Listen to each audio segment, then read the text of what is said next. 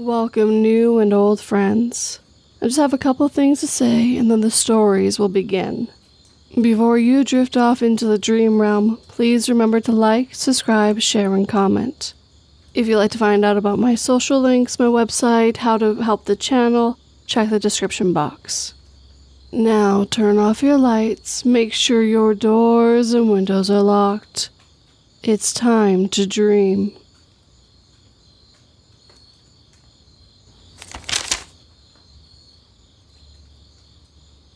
The Shirt That Glitched Sizes by Anonymoose. To preference, I've always lurked on these kinds of subs because I think they're fascinating, but I've never been sold on any of this really until now, when it finally happened to me. I have said sweatshirt and a picture from that day of something else with a small piece of the sweatshirt draped over my arm in the background. It looks smaller to me in the picture than it does in real life. But it's a shitty picture, so nothing really can be gained from it, in my opinion. So, on October 7th, my girlfriend and I were in TJ Maxx in Burnsville, Minnesota. I wasn't planning to spend any money on myself, she just wanted to check out what they had for her dogs.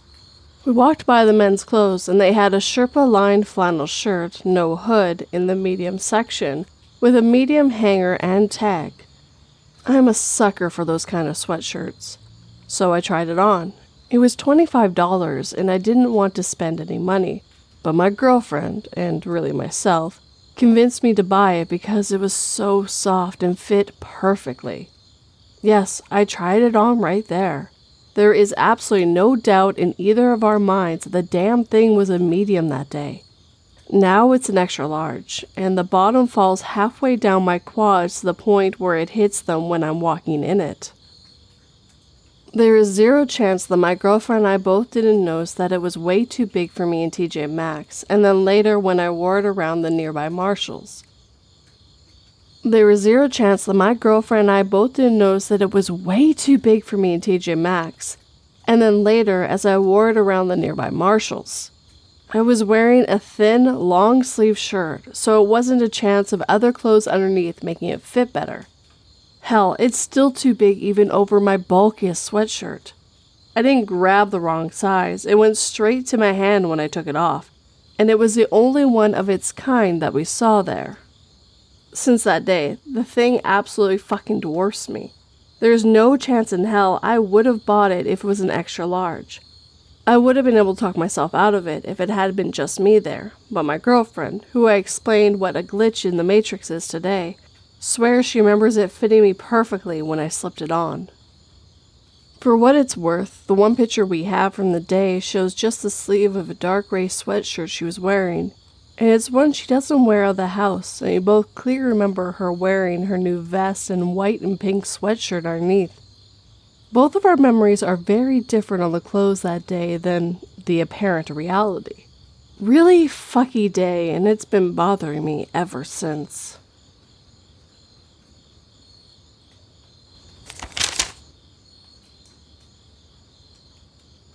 For months, the tap waters tasted funny and made people sick, but that's normal for this country, and we've always boiled our water before use on principle. Still, it was a rather horrible revelation when at last they pulled a human corpse out of the reservoir upon draining it for maintenance.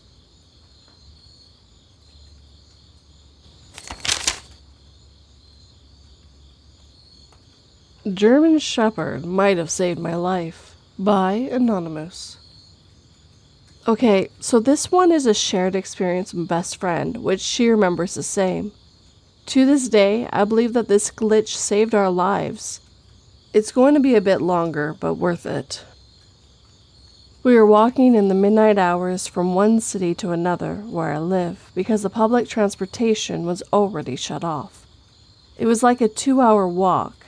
At one point, we're walking down a street where on either side were family homes where at least 50% of them had dogs sleeping in the garden. We were kind of terrified, as you can imagine. The dogs went crazy, barking and everything. We were even joking that if one of the dogs escaped, we'd be dead. We were at the end of the street and suddenly we noticed something odd. There was this house with a pretty small fence, like just 80 centimeters or something, and the garden is a German Shepherd. Like, who the fuck buys this dog with such a small fence? We discuss it and we both are terrified that the dog would escape. As we came to the point where we had two options on how to continue. One, a longer path with public lights, and the other one, a shorter one through the forest, dark as fuck. We decided to take the longer and safer one when suddenly we hear paws on the ground. We froze. The German Shepherd is right behind us. He came, sniffed us, and went ahead a few meters, sat down and waited. We were still terrified of what this strange dog who didn't know us would do, so we changed our minds and went straight to the forest. He came, sniffed us, and went ahead to the forest, sat down and waited. So we decided to take the first way, the street lights. As you probably now know, the dog came, sniffed us, and went along a few meters, sat down and waited. We came to the conclusion that the dog is no harm and went along to the original path. It was the same scenario. Dog sniffed us, went a few meters ahead, sat down and waited for us to come. Then again and again, until suddenly, out of nowhere, appeared another dog. I believed it was some Great Dane mix. He was furious, aggressive, went right in front of us with his teeth out, growling. We wanted to go back, but didn't want to turn our backs to the dog. Suddenly he jumped, with his teeth ready to bite us, and then our now dog friend came to rescue. They fought. We cried, terrified one of the dogs would get hurt. But, by some miracle, nothing happened to either one of them. The Great Dane ran away. The German Shepherd came with us all the way to my home. We gave him some food and water. He then disappeared and we guessed he went home. About a week later, we were still worried the dog didn't find a way home, so we came to check on him. The house wasn't there. The obviously small fence neither. And there was no German Shepherd on that street. But if it wasn't for him, we would have either died or got injured by that Great Dane. Thank you, Matrix, for saving our lives.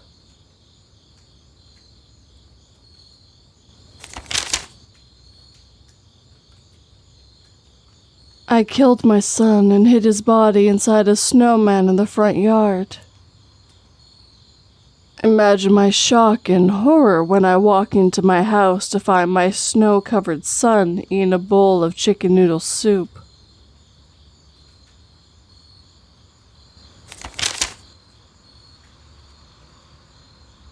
Has anyone else seen the sun shut off?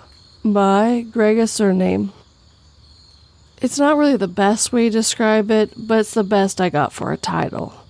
Basically, the sun works the way it works, night and day, yada yada. However, on multiple occasions, I noticed that I'm just sitting in my room on my computer and suddenly it's night. It's not like I'm blinking and just stupid either, because the street lights are on, the moonlight is clear, and the sky is dark. It looks like any normal night would be, and it happens for less than a second, then turns back to day as if nothing happened. This has happened 3 or 4 times in my life that I remember, all relatively recent. I talked to a doctor about it and they told me that if that's the only thing going on, it doesn't sound like any hallucination they're familiar with. Also, it's only from day to night. I don't believe I've ever seen the sun come out in the middle of the night. 100% I might just be crazy or have brain damage or something.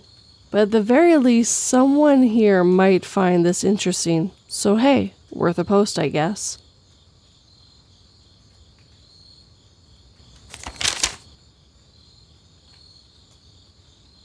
Last night, my husband told me that one of the large icicles outside reminded him of his missing ex-wife. This morning I found his body by the open front door with that very same icicle piercing through his skull, and I fear that I may be next.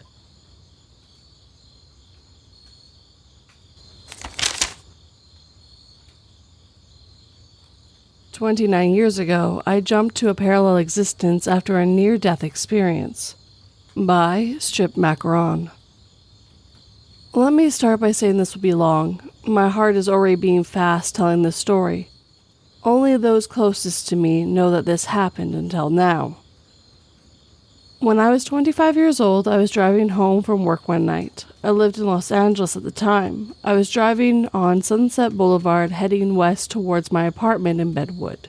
For those that are not familiar with the area, there's an expensive Sunset near UCLA that is very curvy.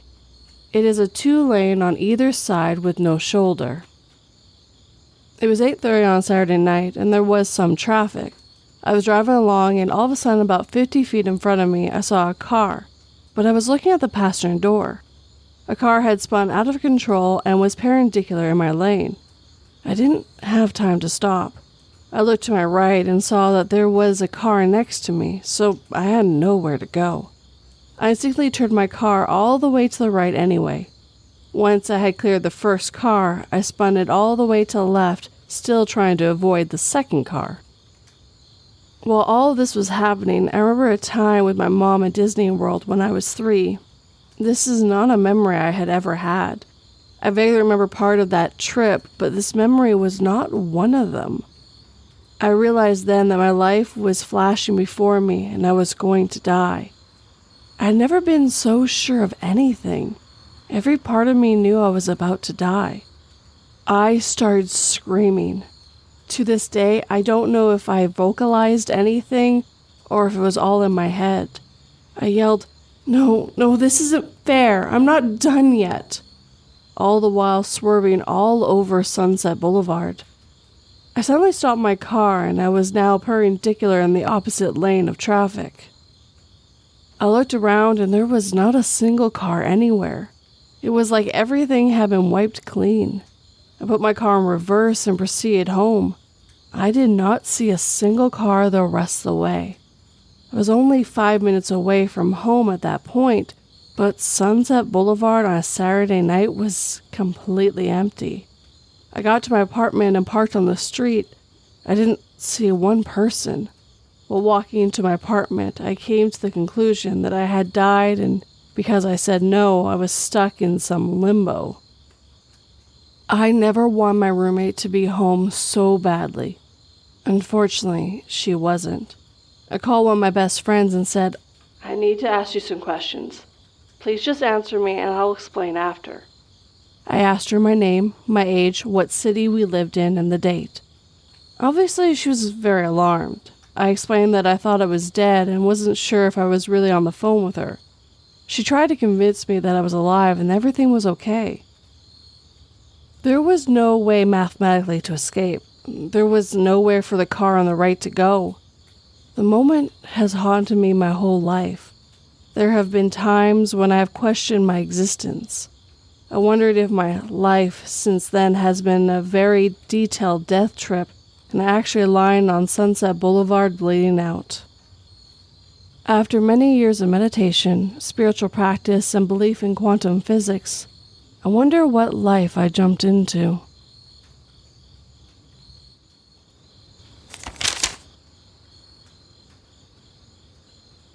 I was always laughed at and bullied relentlessly when I told people I had the Dr. Dolittle-esque ability to communicate with all manners of wildlife. As I recounted the stories of the torment to the giant I summoned from the ocean depths, I didn't hear any laughter.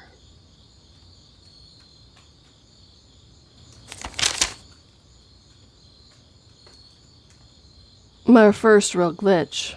By Crystal Lightly. My husband and I go to the thrift stores almost every week. One day, I took some items to donate and dropped them off in the donation area, where I saw 2 canvas panels with black and white doodlings all over them. I thought they were so cute, and I think I asked the employee when they'd be on sale. He handed them to me and told me to take them. I told him thank you and put them into my husband's car while we shopped. One is a larger panel about 2 feet by 1.5 feet, and the smaller one is about 1 foot by 6 inches. The smaller panel not only has the dueling all over it, but also has a dark cat head. It is the cuter one. Once back in the car, I examined the 2 panels and noticed the bigger one actually had a small hole in it about the size of a pencil puncture, and the canvas around it for about 1 inch was punched in. I was disappointed because I had wanted to use the panel as a backdrop for a picture, so I thought I would have to use a smaller panel over the bigger one to conceal the hole, which I did. The picture's on Flickr. Fast forward 3 years, the panel was still sitting on my desk where I had used it for a picture. I wanted to take other pictures, so I removed the small panel and put burlap over the bigger panel to anchor the burlap. I put some other props on the burlap and took a picture, which is also on Flickr.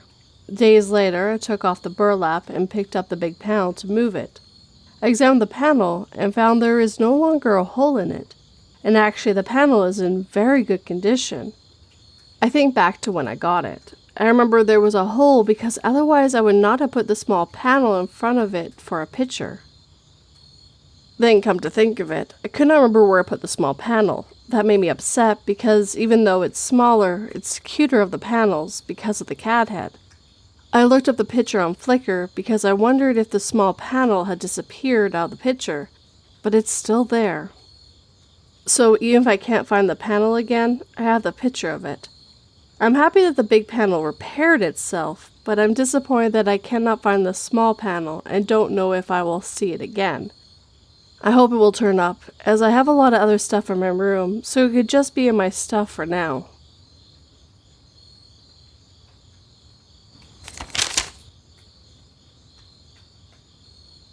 As a scientist, I was naturally curious about the groundbreaking capabilities of my new grand supercomputer.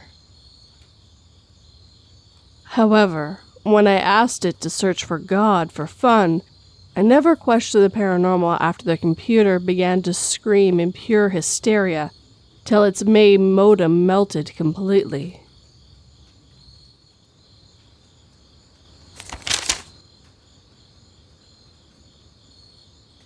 Five Soldiers Experience Different Reality by ComaNPC. I used to be in the Army. One day, about 6 years ago, 4 of my soldiers and I was a sergeant at the time, were working on our vehicle maintenance on the motor pool Monday. I had been with the organization for almost 2 years, and the process for turning in our maintenance paperwork had always been the same. The process is as follows. Inspect the vehicle. Note any faults on the paperwork 5988. Bring it to the mechanics to verify any faults. Once verified, bring it to the company XO. After I passed out the maintenance paperwork for that week to my soldiers, they went out and tried to complete the task. However, they came back to me a little while later to let me know that the mechanics were refusing to verify the paperwork and said that we were supposed to bring it to the XO first and then it would go to them. This irritated me because I knew the process and that was wrong. I figured it was just a new mechanic giving out bad information. So I went and talked to the maintenance chief warrant officer. When I told him the process we were trying to do, his exact words were, "We have never done it like that, Sergeant." At this point, I feel like I'm being pranked, so I call my platoon sergeant. He tells me that I'm wrong, and it's never been done the way I remember. Well, it wasn't just me that remembered it that way. All 4 of my soldiers were just as confused as myself. We asked our buddies from the other platoons, other mechanics, and other sergeants, and everyone told us we were wrong. Wanting to just be done with it that day, we all complied with the process. A week goes by, and Motor Pool Monday comes back around. My soldier and I do the process we did the week prior. I go to bring my paperwork to the XO before the mechanics, and he looks at me and says, "What are you doing, Sergeant? These have to be verified by the mechanics first before you bring them to me." I laughed and asked if he was joking, but he was not. So I went back to the motor pool and asked the maintenance chief, who affirmed the process that I knew was right from the beginning. I went back to my office and told my soldiers, who were all just as confused as I was. Everyone had gone back to the original way, and no one had any memory of the other process other than the 4 soldiers and myself. We could not think of any good explanation for what happened other than a really good, weird shared glitch. The process never changed again. It retained the same for the next 1.5 years I was with the organization. To this day, I randomly think about this, and it drives me crazy not knowing what happened there.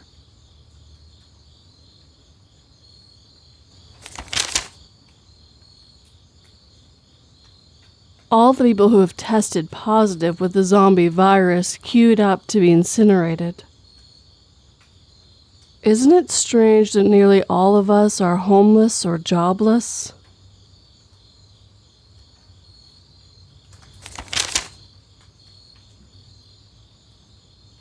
Teleported while driving? By Sunny of Florida. Yesterday I was driving to meet my sister. I was not tired, sick, drinking, doing drugs, or distracted in any way. In fact, my memory leading up to it was very accurate. I was following a brown truck and passing them. We came to an intersection where I needed to make a left turn, and shortly after we making a left onto the highway. The left turn light was red and I stopped. The brown truck went straight and had a green light, so they passed me. My light turned to a flashing yellow arrow, so I waited for 6 to 7 cars to move through the intersection so I could make the left. I looked into the rearview mirror, worried that the driver behind me might be frustrated while waiting, and I saw it was a purplish SUV. I was finally able to make the turn and saw the SUV follow, but as soon as I finished the turn and looked back forward, my navigation was showing that I needed to turn around like I was going the wrong way. I was really confused as I knew I was going the right way. I really didn't know where I was because the area totally looked different, like there was no highway overpass ahead. I followed the navigation directions and ended up on the same light making a left turn again. At first I thought maybe I had turned left on some side street before the highway entrance. But here's the thing. There was no place to turn because the intersection is right next to the highway. There's no possible way I could have ended up going back onto the road and in the direction without driving at least a quarter mile, including passing under the highway overpass, going through 2 lights, making a U-turn, and then going back through all of it before making the right turn to go back on the original street. Also, it was instantaneous. I did not lose any time. I had a strange experience before, but nothing like this, and I don't know what to make of it. Someone suggested I add a map showing what happened, which will be on screen for you now, guys. On the map, the solid green line shows the route I was on up to making the turn. The green dots represent where I should have been continuing on my path. The red line shows where I ended up as soon as I made the left turn at the light. Red dots show what the navigation was telling me to do when I realized I was no longer on the road heading to the highway. Yellow line shows the jump from where I was to where I ended up. I hope this helps. Also, I know it was at the same light again because there's an apartment under construction indicated by blue dots on the map. So there's no mistaking which light I was at.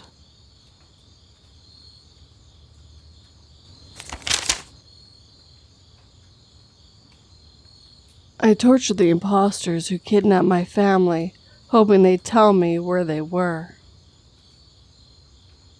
The woman just kept calling me her husband, and the little boy was shouting, "Nanny, stop!" But no matter how hard they tried to mimic them, I could see through their masks.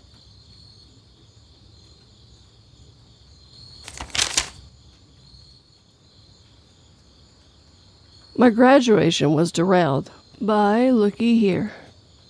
So, this is going to be a long one, but it has a bunch of moving parts, but they all add up to a single idea. I moved into a parallel dimension where I wasn't graduating from university on time. Let's go back to 2015. I developed an acute sciatica from no apparent reason. I personally blame CRN and the changing of our bodies on this, but that is another story for another day. I was about to enter my final year of university, set to walk in May of 2016. In order to graduate, I needed to complete 4 semesters of internship at a place where my degree was relevant. Because of the pain I was in, I was able to push back the internship so that I would take the final one during the summer after graduation, and having passed it would make my diploma accurate for 26 graduation. In order to take that class, I had to pass the previous internships. I had already done the first 2 and had skipped the third one and taken it the following spring. The last one would be done in the summer after graduation. I had been given prescriptions for non-opiate pain medications that were still pretty heavy duty, but I took them very sparingly. This is important to the story. The fact that I took the meds sparingly. You see, I had 3 different prescriptions, and one of them was used only as a last resort. The one that was for the worst pain was only refilled twice, and the second refill lasted me months, and there was still more than 3/3 of the pills left at the time I looked at them. It comes into play later. In May of 2016, I was set for graduation, but I had missed some classes and assignments due to medical absence. It was unfortunate, but I had days where I couldn't sit in my chairs for the pain. However, the advisor, who was also my internship professor, told me that I should still graduate as long as I turned in specific things, which I did. I had a chain of emails talking about how I would be turning in my internship hours and other things after walking, and how they would be applied to my grade, and how it was going to be okay. About a week before graduation, I got a letter from the dean of our department letting me know that since I was graduating with honors, I was getting a medal, and to come to the department office to pick it up. That night, I was on the phone with a friend of mine, and I was telling him about how I was graduating with honors and how I was doing well with my sobriety. Yes, I am recovering, but taking medication as prescribed is not against how I live. I remember telling him how I managed to make a pain medication last so long. At this point, I was looking at the pill bottle that had some 30 pills in it, having lasted for many months. This is not something I was mistaken on. I was holding the medication bottle, and I opened it up and looked inside as I was talking to him, because I was counting how many there were. It was a big deal to me that I had managed to make a heavy pain medication last so long, and still have so many left over. I was talking to him about how I was graduating, how I was getting a medal, and basically patting myself on the back with it all. The next day began with the first of many glitches. I went to put the pill bottle away, the one that had over 30 pills left. I had left it on my coffee table, I live alone, and when I went to pick it up, it only had about 3 pills left. That's all, 3 pills. It was the next day. I obviously didn't take 30 pain pills overnight and either lived or didn't know it. I didn't lose the pills because they were all down on the floor or anywhere else. The bottle was on the table where I had left it the night before. When I went to the dean's office to get my medal, my name was on a list of people who were getting one. I had to show a picture of the letter I took on my phone from the night before to prove that I was supposed to get one. When I went to the graduation ceremony, my name wasn't called on a list of students who were graduating with honors. The professor who was emailing back and forth about sending in my internship hours and getting assignments to sent me a very different email that was buried under the previous conversation chain. It said I was not going to be passing the class.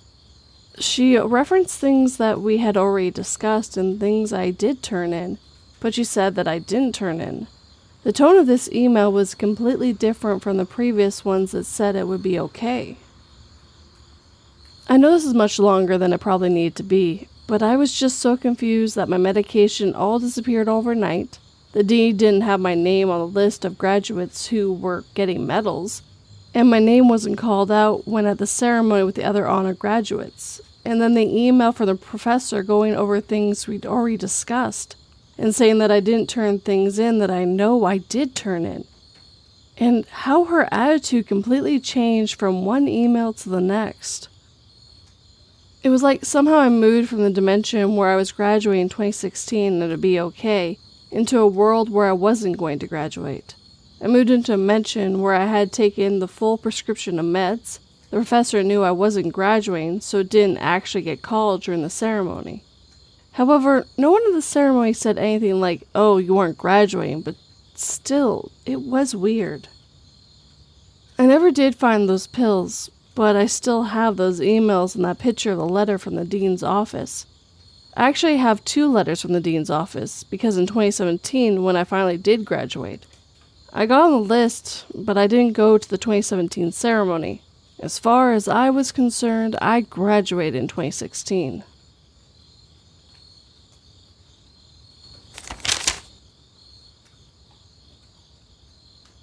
I'll admit, I'm not the most attentive parent to my toddler.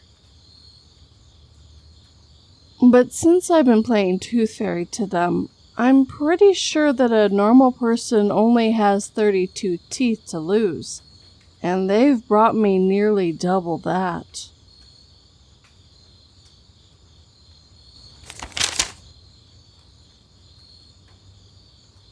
The multiple Wii Fit feet materializing in front of me. By Casey Cat 5.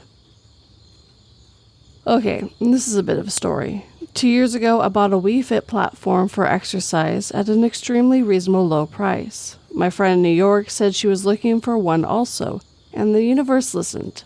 And I walked into a Goodwill about a month later and seen one, and I bought it for her.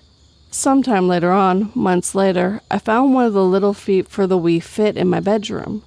So I contacted my friend and asked her if she was missing one because I had all 4 of mine. She said she would get back to me and never did, so I assumed she didn't need it.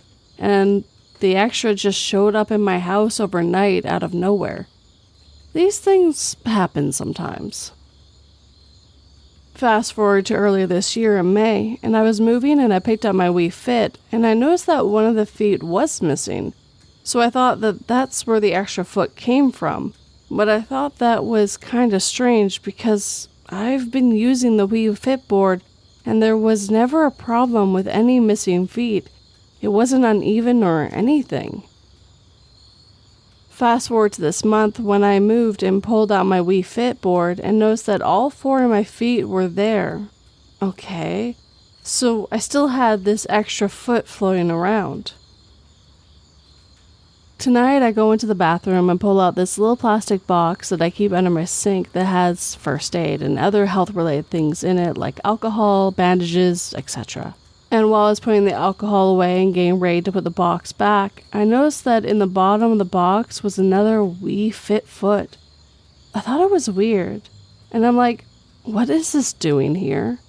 I went into the living room and pulled out my Wii Fit board and all 4 feet were there. I said, well, does this mean I have 2 of them now? I put the board back in the living room, went back to the bathroom to close the box, and sitting on top of the bandage was a 3rd foot. I went to the bedroom and found the original foot that I had floating around. Now I have 3 of them.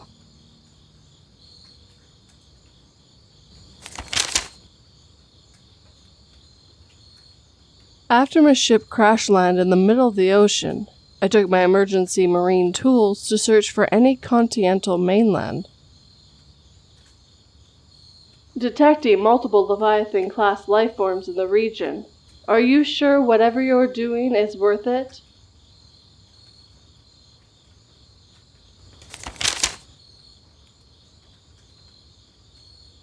My dad disappeared in an elevator. By GerBILPANDA.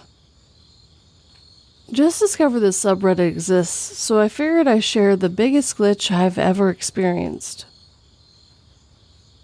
Back in junior year of high school, when I was 16, my family and I were moving to a new apartment. Near the end of the day, me, my dad, and a family friend, who I didn't really know then and haven't talked to since, we were walking from the apartment to the elevator so we could go to the car and grab the last things from it. When my dad stepped into the elevator, the door closed almost immediately. It was specifically weird because the door had only been open a couple of seconds. and it closed way faster than I've seen an elevator door close before or after. The door won't open, so we're all confused. We're talking to Dad, he can hear us, we can hear him. Then suddenly, mid-sentence, his voice just cuts off entirely and the door opens, and the elevator is just empty. So me and the family friend just sort of stare for a second. I stepped in and looked around. No sign of my dad.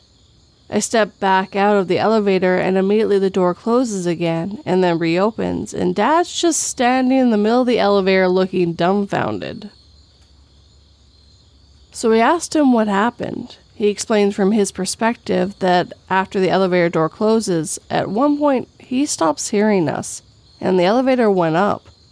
Then it just stopped and he heard what seemed to be a wild animal he couldn't quite identify, and the sound of scratching on the door.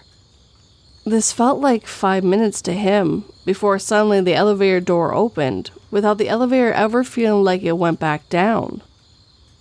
We lived there for over a year. We never did figure out what happened, and the elevator never did that again.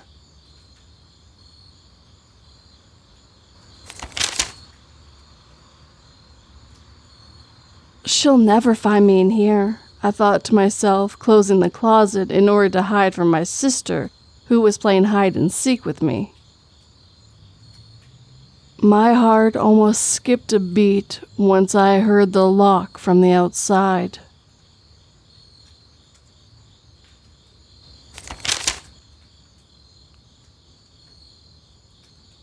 The Neighbor That Stalked Me by Major Presentation 15.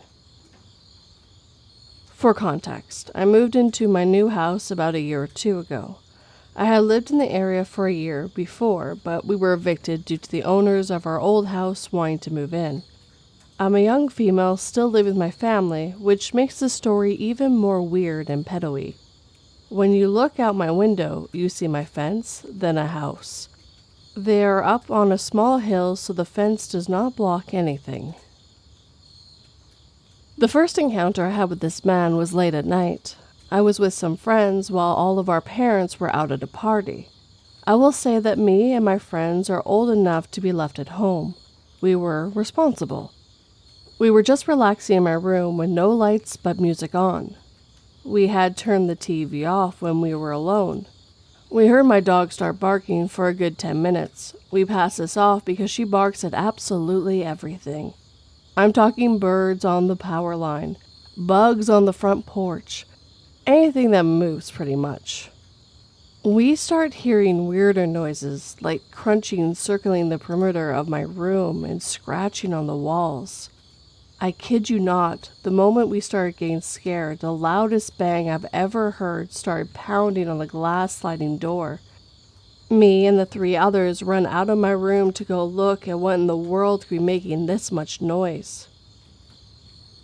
We were greeted by an aggressive dog. This dog was up on the glass pounding on the door.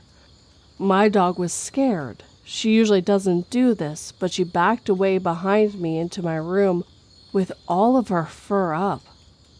Then we see it, a man dressed in all black standing at the door. We were all standing perfectly still, but I guess my friend's flight response went off, and just as he jumped to lock the door, the man reached for it too. My friend yelled, "What the hell are you doing here? Who are you?" He responded with a simple, "I don't know," and walked off with his dog, who was on a leash.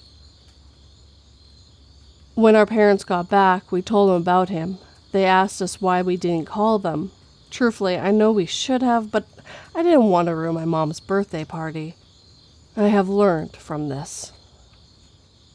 2 days later, my mom confronts our neighbor who was mowing the lawn. He said that it was in fact him and that his dog had run into our gate and he got the dog back. He said that he meant to come and talk to her earlier about it, but didn't. I thought it was a normal story until I thought back to that night. The gate that his dog supposedly ran through has a tough clamp that was shut on that night. We had it there so our dog can't get out and so nothing can come in. But you can open it by hand, meaning that this man opened the gate and let himself and his dog in. My theory is that he heard the music stop and didn't see lights from his house, so he decided that he was going to come and, I don't know, rob us? The noise we heard must have been him, scanning the perimeter of my room for 10 minutes before attempting to enter. We filed the police report and nothing happened for a few months until one night. I was in bed, almost asleep but still getting comfy. I sat up to rearrange my pillows and turned around so I could properly make it comfy when I saw a face outside my window staring back at me. Whoever it was wearing black face covering, and I texted my mom and froze. I heard moving and my mom came and checked. Nothing there. This wasn't just my imagination, as my neighborhood lights are visible from the crack in my curtain, but the face was covered in majority of the light. Ever since then, I have noticed them watching, and whenever I catch them looking, they get from their balcony and leave. I'll catch them in the same spot watching only 5 minutes later. So, dear neighbor who watches me recently, let's never ever meet again.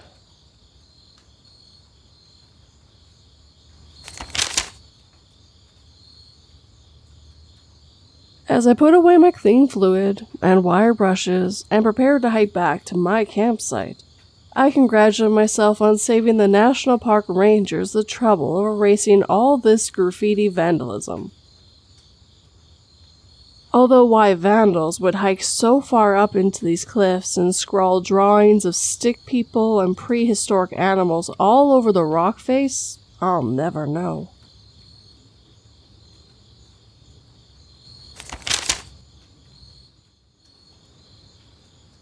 A Creepy Man Near the School by catbuttsquisher. I don't remember a lot of creepy stories because most of them I wouldn't refer to as creepy back then, as I was a naive, fearless child and teenager. But this one got me shaken. I was 17, it was my graduation year, so all my time was devoted into studying and preparing for those exams. After school, I went to additional evening classes on the other side of the city. School ended at 2:30 p.m., courses started about 4 p.m., and ended around 7 p.m., so I returned home quite late. Usually I went home with my friend from additional courses, but this time somehow I ended up alone. I'm a daydreaming type of person, and I usually don't really pay attention to my surroundings, so it was no shock when I bumped into a man while going onto the sidewalk. I said I'm sorry and kept going, but something felt strange.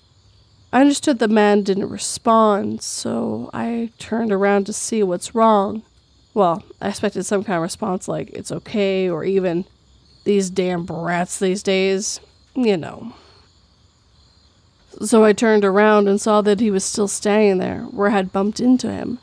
His body was half turned to me, and he silently stared into my eyes. I felt a shiver down my back. I remember that he was young, maybe 20-ish, with blonde, short hair, and he wore a yellow-brown striped pullover and a red scarf. It was early autumn, maybe September, chilly but not quite cold yet. So he stared me in the eyes, then smiled, and slowly turned to me and started approaching, silently. I was naive maybe, but not stupid to ask if everything was okay with him. Something was definitely not okay. So I turned away and quickly went away from him. But when I looked back, I saw that he was following me and kept staring right in my eyes. So I ran across the street just as the red light turned on, hoping that this strange man will stay back. But he just kept following me on the other side of the road, and he kept staring at me silently all the time. So I ran. It was not some suburb district, but that day, strangely, there was no people around, so nobody really to help. And also, what would I say? Help? Some creep keeps looking at me and walking on the other side of the street? I ran as fast as I could with zero physical ability and a heavy bag full of textbooks on my back. Next traffic light was already near, so I understood that this creep would probably cross the road to my side soon. But the subway was near too. I don't think I've ever ran so fast in my life. When the light went green, I didn't even turn back because I felt the gaze on me. I just ran to the subway and jumped in the first available train. He didn't follow me to the subway, and I've never seen him again. Never told the police too, because he didn't actually do anything. Hell, he didn't even talk to me. I never even heard his voice. This was still one of the most creepy and upsetting encounters I ever had.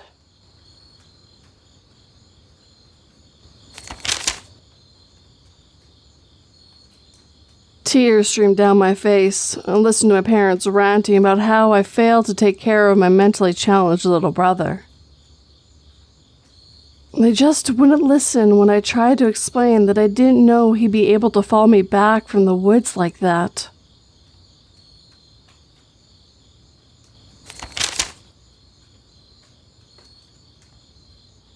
Surrounded by TimeTravelingTraitor. For context, I live in a pretty rundown part of my city. This happened to me a few months ago, back in July. I was invited to my friend's house for dinner. After I ate and watched a movie with him, I had to go home as it was pretty late. I then realized that I didn't have enough for a ride home, and I was too embarrassed to borrow money from him. No worries, I lived only a few minutes from his house. The rain wasn't that bad, and I had my headphones, so I could listen to my tunes as I walked my broke-ass home. So I walked, empty road except for a few cars passing by occasionally. It was comforting. I love these types of walks, very calming and all.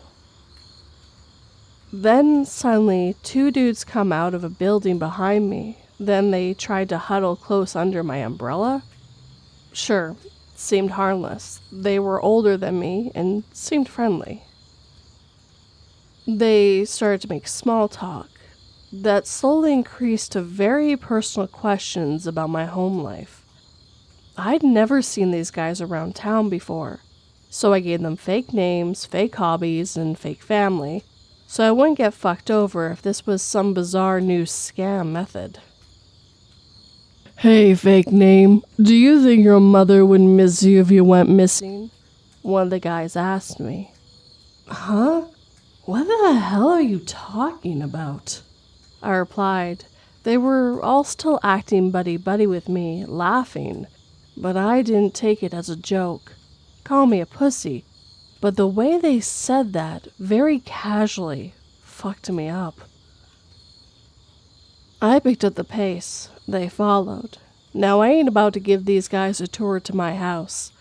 When they started to get creepy with the questions, I got off course and started to go towards the convenience store that was closer, and I knew had people in it. Why don't you invite us over to your house for a cup of coffee? This dude I had met a few minutes ago, who I barely knew, wanted to come to my house. I was shaken at this point. The whole time we were walking, I only took short glances at them. I mustered up the courage to turn to my left so I could identify him. This dude's face was different. He looked high, drunk. Turned to the right, he smirked, then his face dropped. He then tried to pull out something from his pocket.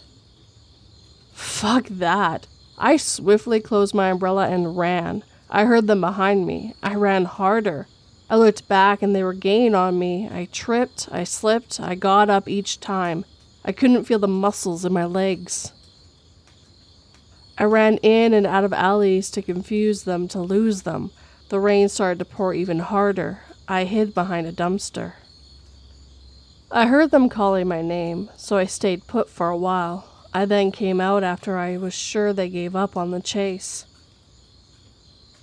I got to the store after walking a bit, got to the bathroom, and looked at myself, throwing up in there from adrenaline, maybe because I ran like hell.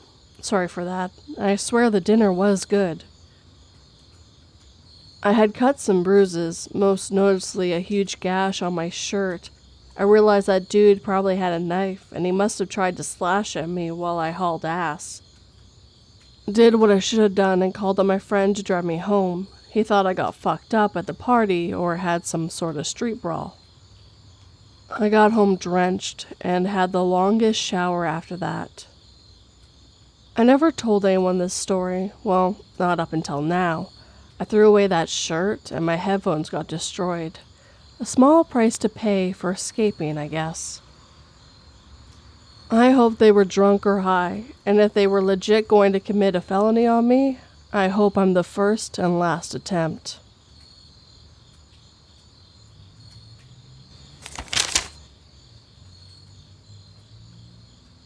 I saw my boyfriend looking up wedding bands, so when he was cooking, I told him, "I know what you did." The next thing I knew, I was tied up in the attic and he whispered to me, "You should have never looked in the basement."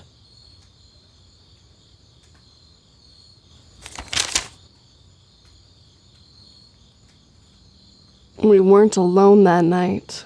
By overall importance 63. Me and my family live near the Appalachian Mountain Range in Virginia. My father is a very outdoorsy man. Well, I don't totally like all the stuff he does, like camping, but one day he still took me camping. My father was around 45 at the time and was a pretty well-built guy. He was about 6'2" to 6'4" and lifted weights regularly. He had been raised on a farm, so he had always been outdoors. I did go hunting with him a few times, so I knew my way around the woods pretty well. This was supposed to be a hunting trip where we would go hunting during the day, then camp at night. After a day of hiking out to the spot, which took about 2 hours setting up and hunting, we were both ready to fall asleep. My dad likes to whistle when he falls asleep, and it also helps me fall asleep. Right before I fell asleep, I heard a strange sound and woke up. My father was still awake, so I asked him what it was.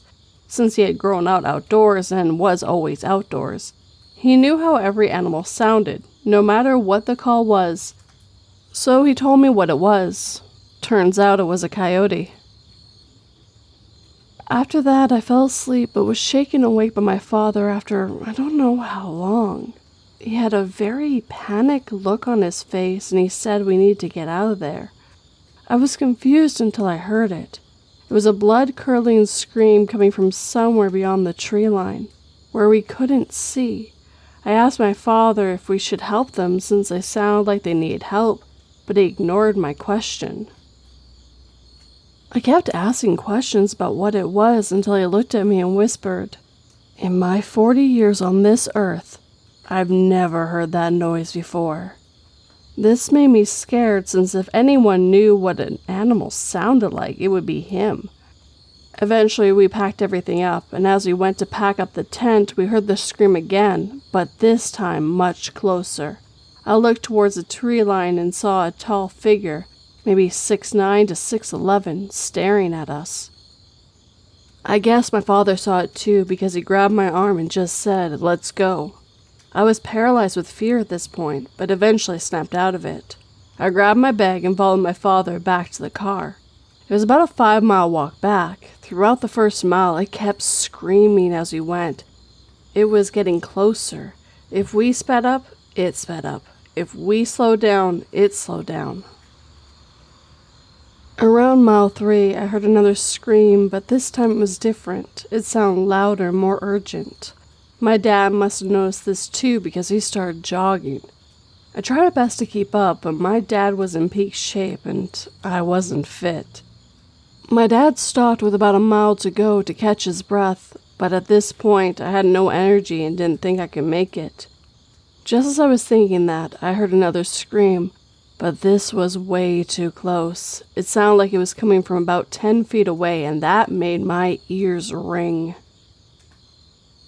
This gave me a new boost and I started to sprint to the car. Eventually I saw the tailgates of the car. My dad had passed me at that moment and opened the passenger door as I jumped in, and he got in the driver's seat. Before I could even process what was happening, he sped off. As I was catching my breath in the car, I heard one final scream. This one was so loud it made my ears ring while in the car. My father didn't even look back, he just sped up. Eventually, we made it back home. We never told our family about this, and sometimes I ask my father what it was, and to this day, he says he doesn't know.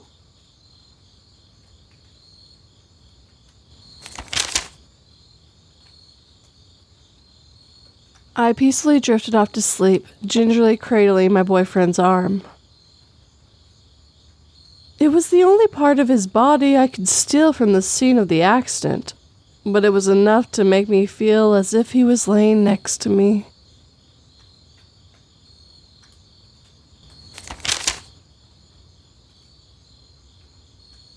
There was a creepy guy at my door, by Anonymoose. Not sure if the story belongs here, but I've always been creeped out by it. I, a female, was 25 at the time. It was 2018, and I lived with my boyfriend in our hometown. It was a small city that's relatively poor and has some drug problems as there's not much else to do. My boyfriend, now husband, was at his friend's house. It was a Saturday night, and he said he'd be home around 9. He was about 2 towns over, a 20-minute drive. At the time, we lived in a duplex, split upstairs and downstairs. It used to be a big house, converted into a duplex. My cousin actually rented the downstairs apartment, and she was kind of loud. I knew when she was and wasn't home. She wasn't home this night. The way our street was situated, the back of the house on my street and the parallel street all faced a narrow alley, and the driveway were mostly only accessible this way. The downstairs unit had a front porch with a door and a side door. Our upstairs unit had a back door, and it was on top of an outside set of wooden stairs. So anyway, I'm home watching TV alone. I hear someone come up the stairs and knock on the door. It's 8:30. It wouldn't be that unusual for my boyfriend to be home early. Maybe they got bored playing video games, or he just felt like leaving. I usually would unlock the door for him when he came home instead of him using the keys because it was dark and could be a hassle. So I got up and opened the door to someone who was not my boyfriend. It was a pretty thin man wearing 2 big jeans and a hoodie. He had about 4 teeth and was teetering back and forth. I was so shocked considering I was positive it was my boyfriend coming home. Then the guy at the door asked me, "Can I use your phone?" Behind him, down the stairs in the alley, I see a big SUV, Ford Explorer type vehicle just idling, with someone in the driver's seat. I panic and just say, "Yeah, hold on," and then shut and lock the door.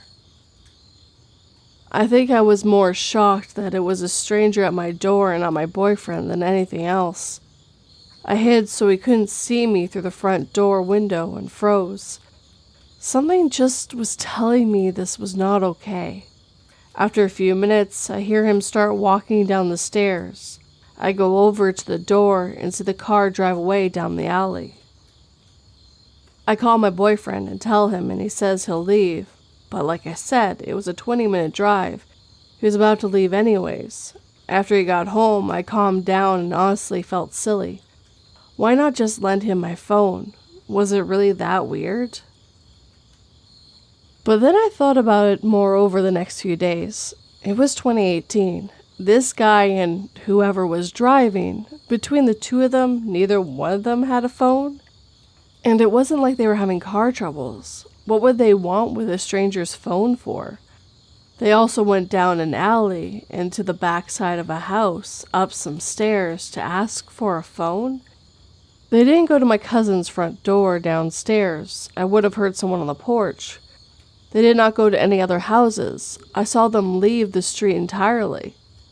Also, why go to a house to ask for a phone when there was no car in the driveway? And of course, our battery-powered security camera was dead at the time. I'm generally not sure what they wanted. If anyone has an idea or think I'm overthinking it, let me know. But, creepy guy at my door, let's not meet again.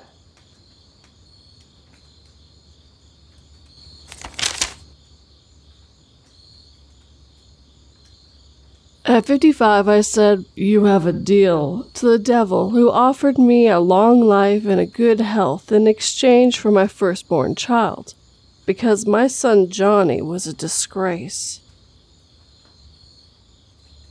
2 hours later, I was sobbing as I stared into the lifeless eyes of my 35-year-old wife on the bathroom floor of our home while the devil played Sweet Home Alabama on his golden fiddle.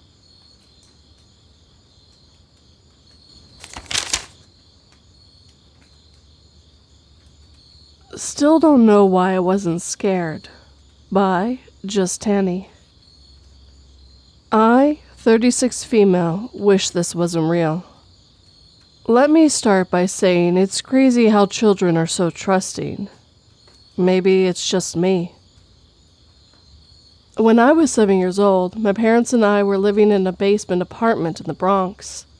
The way the apartment was set up had my mother and father's room at one end of a short hall, the bathroom in the middle, and my room on the other end. If you don't know anything about a basement apartment, just know that it doesn't take much effort to enter one through a window. One very early morning, probably around 7 or 8, I was woken up by a very hard sharp-like pain on my butt cheek. I got up thinking our cat had gotten into my room and had bitten me, as she liked to nip hard and attack whatever she felt like, toes included. I jumped up looking for her, only to see a grown man sitting on my bed. I remember being upset and asked him why did he pinch me, to which he hushed me and said something about him being thirsty.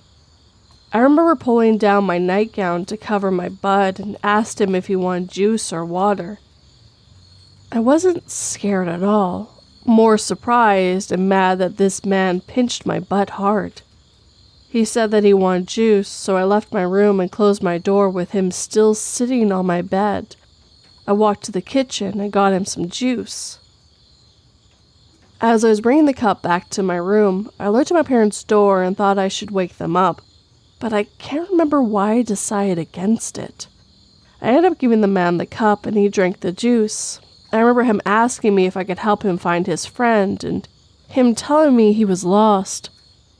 I remember that my dad had told me that I wasn't allowed to go outside without him or my mother. They were worried, as this was a new neighborhood that we had only moved into maybe 2 weeks earlier. I remember being scared to go outside because I didn't want my parents to be upset with me, so I told him that I had to wake up my parents to ask. I remember he said that it would be real quick because he knew his friend was somewhere in the area, and we would find him quickly. I once again said no and told him that I was not allowed to go outside without my parents. So he ended up saying he didn't need my help anymore and that he would find them. He asked me to lock the door behind him, so I walked him out and locked the front door, waving him goodbye. I tried to go back to sleep, but it was too late. I was awake, so I started watching cartoons. Well, the volume happened to be louder than expected because my mother woke up and asked me, very angrily, why I was awake so early. I told her all about the man who pinched my butt hard, to which she first didn't believe me, as she thought I had a bad dream, but she lifted up my nightgown, and I guess I had a bruise. I will never forget how she got so calm and started smiling at me with a very sweet voice and started to ask me what did he look like, what happened, and if I remember what he was wearing. I told her, to which she left my room for a moment, coming back with my dad. She told me to tell him everything, using the same sweet voice, and I did. I didn't think I was in trouble or anything, and I thought I had made a new friend. After telling them about my new friend, they got dressed and started searching. Well, it didn't take long because he happened to be one of the Super's family members. When I saw him, I immediately shouted at him, "Hey, friend." My parents told me to go inside, which I did. Maybe an hour or so later, my parents came back with McDonald's for me, but they seemed angry. Before the end of that day, my father put a padlock on my door and told me that whenever I go to sleep, to always lock my door, as our kitchen window didn't lock. That's how he got in. Sometime later, I was about 15, I found out the guy was mentally ill and was sent away from the Dominican Republic by his family, so he wouldn't get arrested or something he did out there with another little girl. Yep, but that's it. It still surprised me that I wasn't scared. Please, if you or anyone you know live in a basement, ground-level apartment, or flat, triple check that all the window locks work and lock your windows up.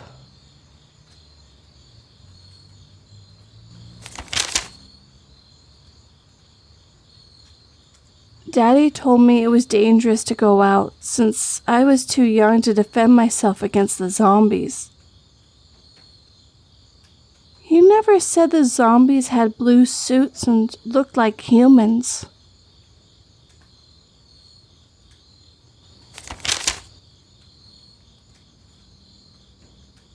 The Lady at My Door by CC8873. Back when I lived in the rural Midwest about 10 years ago, I lived in a house right on the highway. My house was right between one town and another, almost right on the county line. Our house had a big circle driveway. If you drove in the driveway, you'd be going straight towards our barn. If you curved right, you'd be pulling into our garage. If you went past the garage, you could circle around in front of the house and pull back out to where you started. Our house had 2 large double doors in the front, which we rarely used. We always used the door that was inside the garage. One night, it was very late, my doorbell rang. My husband and my 3-year-old daughter and I were all asleep. It woke me up and I thought maybe I was dreaming. It rang again. I woke my husband up. He thought I was hearing things until it rang again. It was pretty dark outside, but we have dusk-to-dawn lights, so most of the driveway was pretty lit up. Unfortunately, you can't really see outside the front doors unless you open the doors and look out. You can open just one at a time, or you can open them both by using 2 little latch-like things that are in the top and the bottom of one of the doors. My husband gets up and I follow him. He decides he's going to open the door. I want to call the cops, but because we live on the county line, we know it's going to be a while before they can get there. He opened the door to a girl, maybe early 20s. She looks normal except for the fact that she's standing at my door in the middle of the night.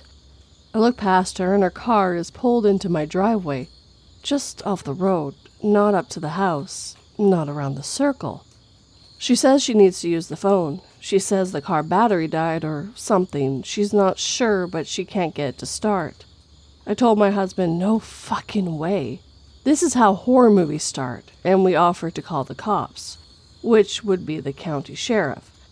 She asks over and over, but I'm not letting her in. We tell her we'll call, and she kinda stomps off. We watch her walk back to her car, maybe 50 feet away. I'm a bad judge of distance, sorry. I can see her car, I can see her. I call the cops.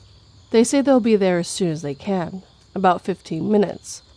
They don't sound very concerned, and at this point, I'm not really either. I mean, it's just a girl. She probably does have a dead battery. She opens the trunk. No light comes on. She rummages around the trunk. Then the driver's side door opens. Out steps a guy. Then the back passenger door opens. Out steps one more guy. They're all rummaging around the trunk. No lights on. I can't hear anything. I can't hear them talking. I can't tell what they're doing. They all get back in the car. Now, at this point, maybe 5 minutes have gone by, and I'm silently praying that the sheriff put his foot on the gas and gets here quick. But I know it's going to be another 10 minutes or so.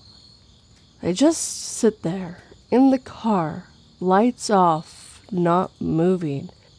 I can't see them when they are in the car, but I know they're in there. I know they didn't get out of the car and walk past the house because they would have had to walk right on the dusk to dawn light. I would have seen them. I think I see the driver light a smoke. That part I'm not sure about. Then I see someone walking towards the car from the right, coming from the direction of the barn. It's a man. I have no idea who this man is. We don't have a neighbor for at least a mile, and he's coming from the back of my property, which ends in a creek. He walks under the dusk to dawn light straight to the car.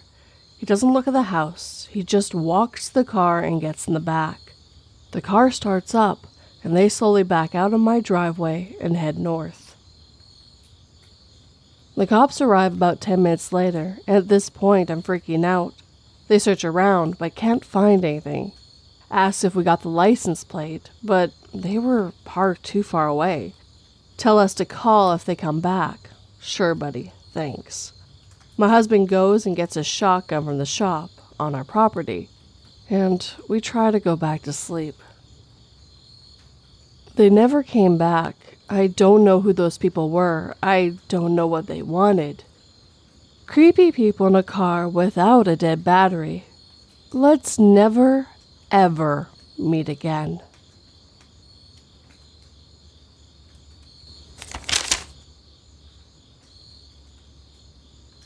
My wife grabbed my arm tightly and said, "Whatever you hear on the other side of that door, do not open it."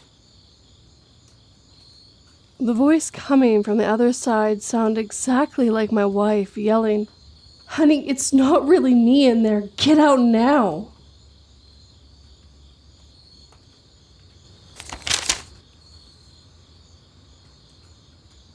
Followed home and scared to death by CheeseyBreadstick. This scene happened when I was 21 years old. It was in a small town outside of a huge city in the Midwest. This was 1981. I worked at a fast food place, and they stayed open till 3 a.m. My then husband worked for a bowling alley as a manager, and he was never off before 2 a.m. I was expecting my first child, and business was slow, so I was sent home at about 1 a.m. In the town we lived in, there was a large private girls' college. Women were being warned to lock their car doors because 2 males were still on the loose that were targeting women around my age. They would sometimes follow them home and attack them or force a woman alone late at night off the road. The men were R-ing and unaliving the women. They had unalived 3 women by this point. 2 of the women were found on deserted roads and 1 in her apartment. There was no description of the men or what kind of vehicle they drove. I left work, climbed into my car, locked my doors, and started for home. The hairs on the back of my head stood up on end, and my gut feeling told me something was very wrong. I figured out that I was being followed home. I took several turns around town trying to shake the car, but to no avail. The advice given was that if you thought you were being followed, to drive to the police station. We had recently moved to this area, so I had no idea where the police station was. I was terrified, panicked, and I couldn't think of what to do. This was in the days of no cell phones, but there were payphones made in different areas where you could drive up to them, sit in the driver's seat, put your window down, and the payphone had a long enough cord to enable to stay in the car and talk. You still had to deposit money in order to talk, even if you were calling 911. I thought briefly about trying to get to one of those phones, but I was too scared and didn't think I had a coin ready in time before the men could have time to approach me. My parents lived about 4 streets over from where I lived, so I decided the safest decision was to try and make it to my parents' house. I was still being followed when I got to my parents' home. There was a short block you could go around by my parents, and I went around that block about 3 times, and every time I did, I honked that horn. You would have thought that laying on the horn would have discouraged these creeps from continuing to follow me, but it had no effect. If anything, they moved in closer behind me. I pulled into their driveway, and these creeps pulled right in behind me, turning their lights off, and I heard their doors open and shut. I was beyond terror at this point. They were out of their cars, one coming up on one side and one on the other. My parents' house was a split level, and you pull up in front of a double-car garage. In order to get into the house, you have to either go through the garage door or the front door, and the front door was to the left of the driveway, about 2 car lengths away, plus a set of steps. I laid on the horn again, and they kept coming. My dad, who is retired military, oftentimes stayed up late at night watching TV. Thank God he did this night. All of a sudden, he turned the porch light on and burst out the front door. He assessed the situation instantly and started yelling at the creeps to get the fuck away from my car, all the while barreling down the steps towards them. At first, they didn't retreat very fast, but they must have thought better. My dad is very big bone and about 6'4". He had a brother that played in college football, and he wore a size 15 Triple E shoe. He made it to the front of their car and pounded on the hood of it before they were able to burn rubber reversing out of the driveway. While he was unable to get the license plate because they didn't have a front plate, he was able to describe them and give a make and model to the police. Police told me how fortunate I was that my dad had realized what a dire situation I was in. I still get chills thinking back to that night. I remember it as if it were yesterday. My dad said he thought he heard a car honk more than once, and then he heard me in the driveway. He had just shut off the TV and was heading for bed when I pulled in. Thank God my dad acted so quickly, or I might not be writing this today. This incident has caused me to be hyper aware of my surroundings, and I never turn into my driveway without making sure I'm not followed. Always be mindful of where you are and don't walk around with your headphones on or a phone pressed to your ear. You never know when it might be an odd moment for someone with ill intentions. Know where your local police station is, and if you ever get chills that something is wrong, drive into the police station. The police are more than happy to help you out. It's better to be safe than sorry. The police did capture these creeps about 2 weeks later, and they didn't get a fourth victim. They both were on probation for kidnapping and R-ing and serving their time, and decided to unalive their victims to leave no witnesses. My dad is still my hero today, and his quick action prevented me from being the fourth victim. And the color, model, and make of the car my dad described was a description of what they were driving when they were arrested.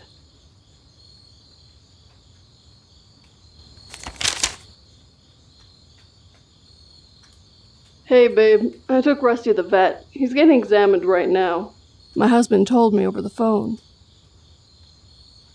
I dropped the phone and turned to look down at the thing I thought was my cat Rusty only a moment ago, as it stood up on 2 legs and smiled at me.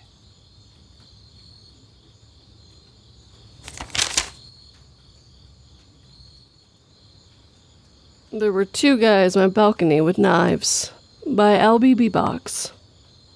How are we doing, fans of Let's Not Meet? I'm a huge fan of the subreddit, even though I never got on it, but I think my story is probably worth being on here. Context. I was living in the Fuji Islands back in 2016, and I was 14 at the time. This story happened to my family, but mainly my mom lived it. It was on the 31st of October, and I was at my school for a Halloween-based party, and my parents and little sister had gone to a family friend's Halloween party, so the house was empty. My party finished at 9 a.m., and my dad came to pick me up, but dropped off my mom and sister at the house because our security alarm was ringing. Because no one was home, my family obviously called the security company over, and they sent a van with 3 security guards. My mom opens the house and lets everyone in. They check the whole house and they see no one. My mother checks all the cupboards and under the bed with my little sister, who's only 12 at the time. The security goes outside in the garden and in the basement to check if there's anyone, and it's not an accidental ring. We do not have any pets. My mom turns on all the lights in the living room and the balcony. She starts to open the window and the gate that protects all the windows to get on the balcony. When she looks at the keyhole to put it in, she notices a flip-flop on the floor. She then looks closer and she sees 2 pairs of legs hiding really close to each other against the wall under the garden sofa. There's a photo on screen to help you with that, guys. My mom yells out of her lungs, "They're on the balcony! They're on the balcony!" The 2 guys got scared and jumped off the balcony into my garden. One of the guards grabs the guy, but the second intruder jumps on the guard and they run away, jumping over the fence and running into the forest. My mother regrets yelling that if she came down and talked to the security quietly, the guides wouldn't have ran away and probably been caught. My mother is crying, holding my sister to her side and telling her everything will be okay. The security then called the police, and they did a report describing the guy and starting a search. The cops were here in a minute since I live 100 meters from the closest police station. The guys who jumped lost a hat, their flip-flops, and they left socks to use as gloves and 2 knives. Also, one of the thieves legit shit in our garden. Sadly, the guys were never found again, but 2 weeks later, my mom pulls out of the driveway and looks into the rearview mirror of her car. On the opposite side of our house are 2 men that she is 90% sure are the same from that night. The short one has a brand new hat that is the same that was lost, and the other guy has brand new flip-flops. When my mom drove away to the police station and got back with the cops, the guys were gone and never seen again. I got home with my dad to my mom and sister crying. My dad was mad he didn't stay, but my mom had drank and could not drive. Luckily, my mom saw them before she opened the window, otherwise, what could have happened? Now, how did these 2 guys get on the balcony? Well, it's going to sound stupid, but right next to the balcony where the 2 were hiding, they had these 2 wooden poles linked with weird planks. It's not for hanging clothes or whatsoever, but just there. My dad asked the landlord to get rid of it, but the landlord did not want to.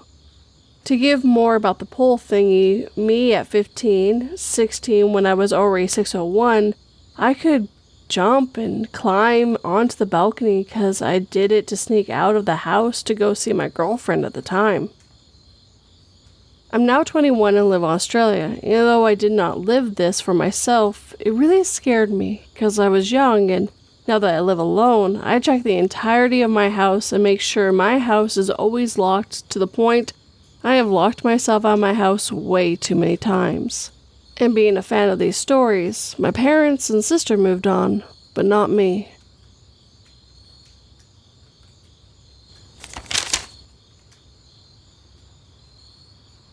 I have been a Catholic all my life and followed all the rules to the letter. Why won't you let me through the gates? In the eyes of the Lord, you're only a filthy heathen who did a lot of trespassing in churches because your baptism wasn't done properly.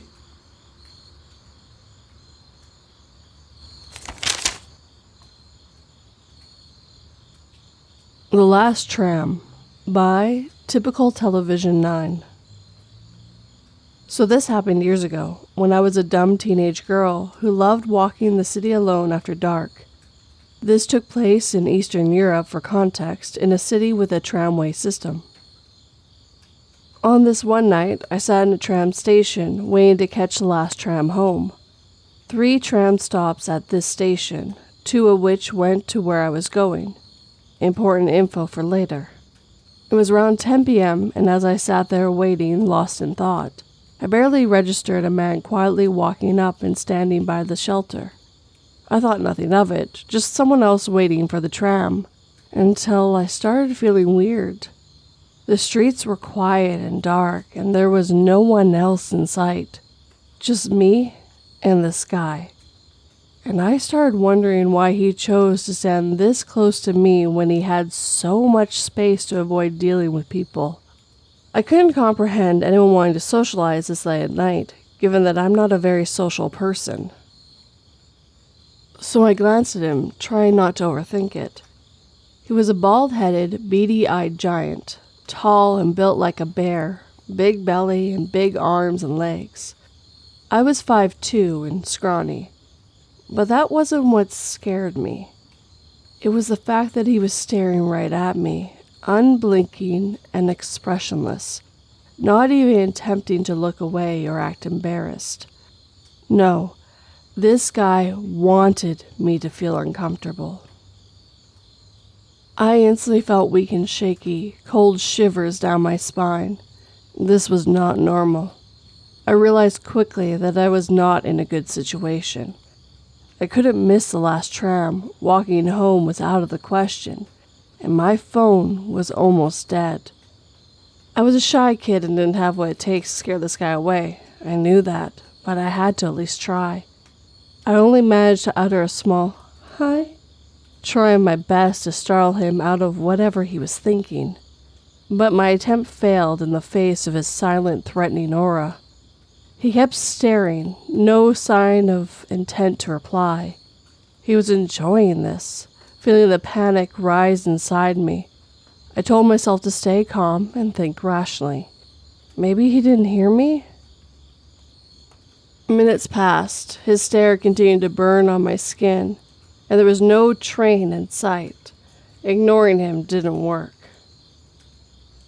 So I mustered up the courage to speak once again, this time louder. "What do you want? Stop staring." No answer. He definitely heard me this time. I felt myself starting to get angry. I didn't want to let this guy get to me anymore. I didn't want to continue to give him the satisfaction of watching me squirm nervously and pretend that his behavior didn't bother me. I took a deep breath and forced myself to start thinking. I knew what I couldn't do. I can't fight him off if he makes a move, and there's nothing I can say or do that will get him to stop. I didn't know what his intentions were, but I knew they weren't good. If I tried to walk away, he would probably follow. I could run, but he would most likely catch up to me before I could tire him out, since his legs were much longer than mine. Even if I managed to somehow lose him, walking home through the dark alleys past the junkies that were always prowling about could land me in an even worse situation. I could pretend to call someone, but he might feel compelled to act much sooner if he felt threatened. So what can I do? The only thing I could realistically be able to do was to try and outsmart him somehow. So I started developing a few plans, depending on which trams show up, trying to confirm whether he was amusing himself and actually waiting for a tram too, or popped over for other, more suspicious reasons, and whether I could get any kind of help. I couldn't let him see where I lived, so if he followed me, I'd have to be prepared to employ whatever strategy available, and for that, I needed to stay rational and aware of my surroundings. While I was still thinking, the first tram showed up. It was one I could have taken home, but this one pulled into the depot right in my neighborhood, forcing me to lead him to my home. I hoped he would board it and leave me be, but he didn't. He kept watching me carefully. I let the tram go, desperately hoping it wasn't the last one to head home. He continued to watch, and I sensed he was quite happy with how things were going. I put up with this for another 15 minutes, trying to focus on another plan of action. I could now pretend that I needed the other tram, the one going to a different area of the city, and just ride to the next station, getting off as soon as possible so I don't end up too far and missing the tram I needed. This tram showed up next. With my heart in my throat, I boarded it and sat down by the door. He got on it too, but he sat himself in the back, pretty far from where I was. I let out a sigh of relief, thinking this might still go well. When the tram reached the next station, I got up and out, not looking back and hoping it was all over. But when I stepped on the pavement and watched the tram drive away, I couldn't see him in it. I turned my head slowly and was terrified to see him walking towards me, looking slightly pissed off. He stopped just a few steps away and resumed staring, this time with a clear hint of malice, still in silence. My vision blurred as I fought back tears of despair. He was not going to let me go. The helplessness I felt was unbearable, but I couldn't cry. I couldn't give up. I had to find a way. I had to get home tonight. The prospect of what might happen to me any time now if I didn't was becoming too real. My head was full of unanswered questions, regrets, and horror scenarios. I wanted so badly to not have to think anymore, to not have to fight back the tears and stay composed. But I knew this would be his cue to enact whatever fucked up plan he had in mind. I couldn't let that happen. Then I saw the final tram approach, the only one I could take now, and I got on as quickly as my trembling legs would allow me. When I was in, bright lights enveloped me, my mind snapped out of its nightmarish spiral of fear, and allowed me a moment of clarity. I had 3 stops to figure this out. I sat down the front and looked at the driver. He was a frail old man, blissfully unaware of my distress. Getting the driver's attention was a no-go. We passed 1 stop. There was no one else waiting to climb aboard. I turned around, fully expecting to see that psycho had followed me once again, but I did not expect him to be sitting right behind me. He was not taking any chances. He was making sure I wouldn't try anything like last time. I shot him a hateful glare and allowed my anger to overcome my fear. I stood up and purposely walked over to another seat in the middle of the tram car. I wanted to make it clear, I will not put up with this BS any longer. He got up too and slowly walked up to a spot 2 seats behind and diagonal from me, then sat down with the tiniest arrogant grin on his face. Already expecting it, I shot up and stood in the middle of the door instead, determined to keep him on his toes. If I stood right by the doors, he won't have any idea which station I planned to get off at. He remained where he was, convinced that I was bluffing. After all, this really was the last tram. There was nothing else I could possibly do to escape now, he must have reckoned. So my defiance was just a funny act to him. This was my chance. I had to take the risk. It had to work. There were 3 doors in the tram, and they all opened and closed at the same time, and stayed open for around 5 seconds before closing again, if no buttons were pressed or people detected on the threshold. The next stop, the only one left before mine, came into view. The tram slowed to a stop. The door opened. I made no move. 5 long seconds passed. The door started to close. I bolted out and ran for it, reaching for the back door as fast as I could and slammed the button to open it again. My whole body tensed with adrenaline and waited a long, painful second and jumped back in, keeping my head low, holding my breath and crouching behind the nearest seat. I shut my eyes tightly and exhaled slowly while thanking the gods. I didn't believe the button would work, and wishing with all my might for him to have not seen me before I got back in. As I was waiting to hear his footsteps approaching, I pictured him frantically looking for me. Was he still on the tram, face screwed up in anger, head turning like a fat, ugly meerkat? Or was he catching his breath on the pavement of the last station, mad eyes searching the darkness for me? As the tram continued its long journey, banging and clanging in sync with my heartbeat, I dared to smile at myself, imagining his face when he realized he fucked up. Hands on my chest, I did my best to stealthily look around the corner and found no one looking back. I stood up in excitement and threw myself at the foggy back window. There he was, standing alone and victimless on the slowly fading out of sight station, watching me leave him and his vile plans behind. Giving someone the middle finger never felt so good. I made it home and told Noah my story, for fear I'd be admonished for my naivety, but I was safe. I was proud of myself, and I learned my lesson. Creepy stranger, I hope the events of that day taught you to not underestimate girls, and prevented you becoming a criminal for the rest of your life. Let's never meet again.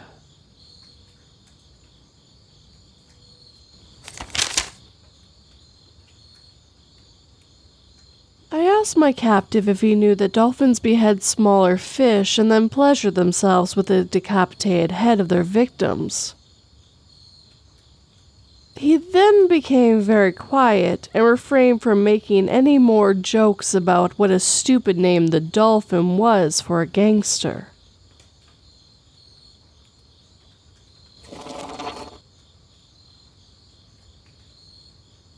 And now the stories have come to an end.